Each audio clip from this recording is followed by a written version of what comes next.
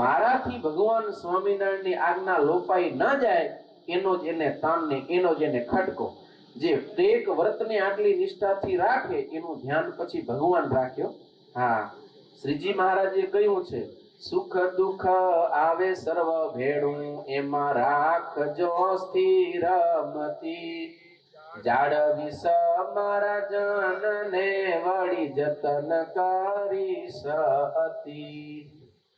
એમ કરતા કંડા પડશે તો આગળ સુખ છે અતિ ઘણું, પણ વ્રત ટેક જો તોડશો તો ભોગવશો સહુ સહુ તણું.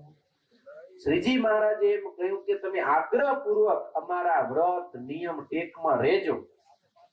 જો તમે અમારા કયામાં રહેશો તો ગમે એવું સુખ દુઃખ આવશે ને અમે તમને જાળવશું, તમારું રક્ષણ કરશું. અને કદાચ એમ કરતા શરીર પડી જશે ને, ધર્મ સાચવતા વ્રત ટેકમાં રહેતા કદાચ શરીર પડી ગયું તોય ચિંતા ન કરતા, આગળ સુખ છે અતિ ઘણું, અમે આવશું ને અક્ષરધામમાં લઈ જશું.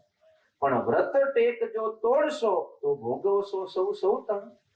જો અમારી બાંધેલી મર્યાદા, અમે કરેલી આજ્ઞાઓ, અમે આપેલા નિયમ વ્રત ને ટેક એનાથી ઉપરવટ ગયા ને ઈ જો નિયમ તોડ્યા તો પછી અમારે ને તમારે કોઈ સંબંધ નથી. તો તમે જાણો ને તમારા કર્મ જાણો.